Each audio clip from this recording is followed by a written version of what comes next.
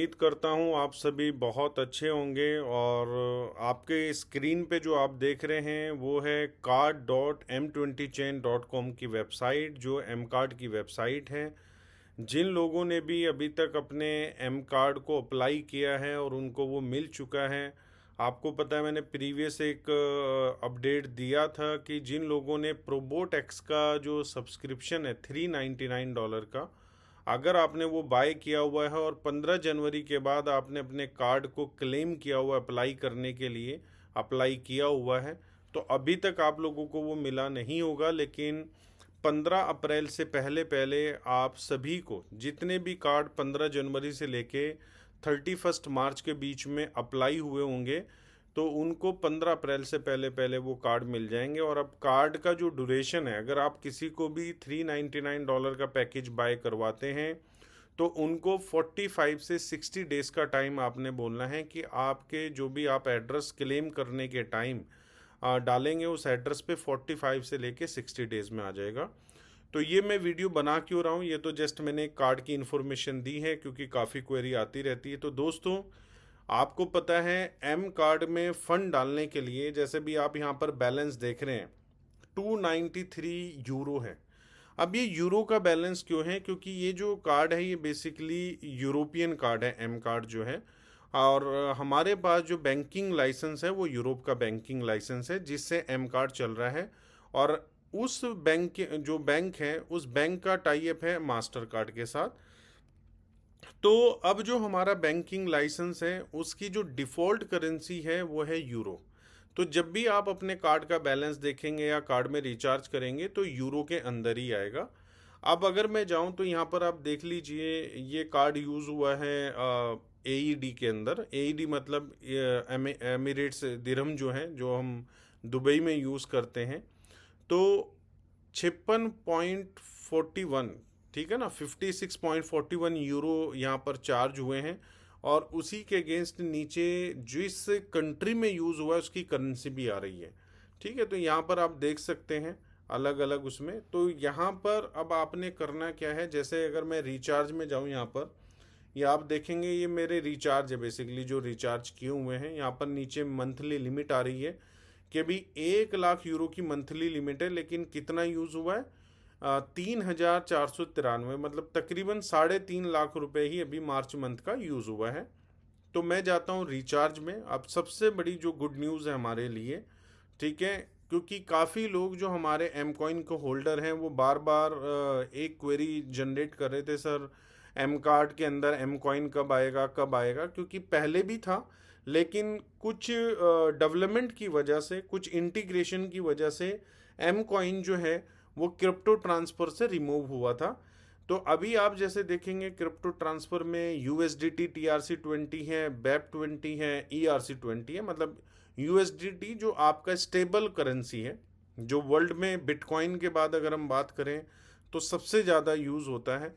ठीक है, bitcoin, Ethereum, USDT, इन तीन कॉइन को ही मेन माना जाता है। और यूएसडीसी, ठीक है, ये भी स्टेबल कॉइन है जिसकी वैल्यू हमेशा जो है वो 1.01 ही रहेगी, ना कम होगी ना ज़्यादा होगी।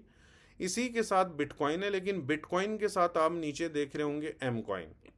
अब फॉर एग्जांपल मुझे 100 एम कॉइन डालने हैं, ठीक है, तो 100 एम कॉइन में इस एम कार्ड के अंदर मतलब 100 यूरो जो है, अगर मुझे 100 यूरो डालने हैं तो मुझे कितने एम कॉइन पे करने होंगे? ये एम कॉइन का डाटा उठाता है आपके रियल टाइम, ठीक है, जो आपका कॉइन मार्केट कैप पे प्राइस चलता है उसके अकॉर्डिंगली। तो जो भी कॉइन मार्केट कैप का प्राइस होगा उस प्राइस के अकॉर्डिंग आपको जो है, 1 सेकेंड, मुझे लगता है रिफ्रेश करना पड़ेगा पेज। तो दोस्तों, आप यहाँ पर एम कॉइन को ऐड कर सकते हैं एज ए पेमेंट अपने उसमें। तो यहाँ पर हम जाते हैं, हमने यहाँ पर 100 यूरो सेलेक्ट किया और अब हम जाते हैं एम कॉइन के अंदर। और 103 यूरो, मतलब 3% रिचार्ज फ़ी है। तो हमें यहाँ पर देखना है कि कितने एम कॉइन हमें पे करने हैं यहाँ पर।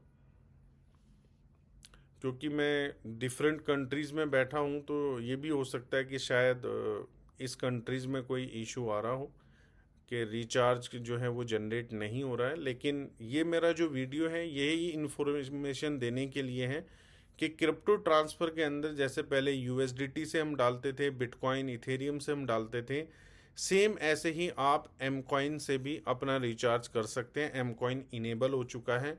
तो जो लोग एक क्वेश्चन मार्क जनरेट कर रहे हैं कंपनी के ऊपर कि कंपनी का फोकस एम कॉइन पे नहीं रहा है, राइजर पे नहीं रहा है, तो फॉर काइंड योर इन्फॉर्मेशन मैं आपको बताना चाहता हूँ, हमारी कंपनी आज की डेट में अगर $500,000 से लेके $1 million स्पेंड कर रही है एवरी मंथ, तो वो राइजर और एम कॉइन की डेवलपमेंट के लिए स्पेंड कर रही है। प्रोबोट एक्स में कोई डेवलपमेंट का एक्सपेंस नहीं है। प्रोबोट एक्स के अंदर जो ट्रेडर टीम है उनका एक्सपेंस है, तो वो अपनी ट्रेडिंग से वो पैसा निकाल रहे हैं। लेकिन अगर इस इकोसिस्टम को हमारी कंपनी डेवलप कर रही है तो वो एम कॉइन और राइजर के साथ डेवलप कर रही है। तो फोकस रहें जैसे हमारी मैनेजमेंट फोकस है, क्योंकि अगर आप ओवर थिंकिंग करते रहेंगे, बहुत सारे लोगों के मैसेजेस में देखता हूँ, लोग कहते भी हैं कि अभी मुझे फोकस नहीं दिख रहा है। दोस्तों, मेन फोकस अगर मीथर का है तो वो एम कॉइन और राइजर के ऊपर है, क्योंकि एम कॉइन को बिल्ड करने में कंपनी ने मिलियंस ऑफ डॉलर स्पेंड किए इकोसिस्टम में बनाने में। और जो राइजर है, जितना पैसा कंपनी ने लास्ट 4 ईयर में एम कॉइन को इकोसिस्टम बनाने पे लगाया है, उससे 100 टाइम मोर राइजर को बनाने में कंपनी लगाने वाली है। तो अगर आपके अंदर एक सिंपल सा कॉमन सेंस है तो आप समझ सकते हैं कि जो कंपनी मिलियंस ऑफ डॉलर किसी प्रोजेक्ट को बनाने में लगा रही है, तो उस कंपनी का विजन इन प्रोजेक्ट के साथ क्या होगा। तो दोस्तों, जितना भी आप एम कॉइन और राइजर ग्रैब कर सकते हैं, वरना आप रिग्रेट करेंगे एक दिन कि मैंने एम कॉइन और राइजर की होल्डिंग क्यों नहीं की। आजकल बहुत बड़े क्रिप्टो जानकार मार्केट में आ चुके हैं, ठीक है, जो अपना एनालिसिस करते रहते हैं। तो दोस्तों, एम कॉइन यहाँ पर लास्ट 4.5 ईयर से खड़ा है। पता नहीं मैंने कितने बड़े बड़े प्रोजेक्ट आते हुए देखे हैं और आज मार्केट में उनका कोई नाम भी नहीं ले रहा है, जिनके market cap billions of dollar से भी ऊपर चली गई थी। तो दोस्तों, अपने प्रोजेक्ट पे बिलीव रखें, अपनी मैनेजमेंट पे बिलीव रखें, बिलीवर बने एम कॉइन के, और एम कॉइन के होल्डर बने, राइजर के होल्डर बने। Thank you so much. We are one, we are मीथा, वी आर नंबर 1।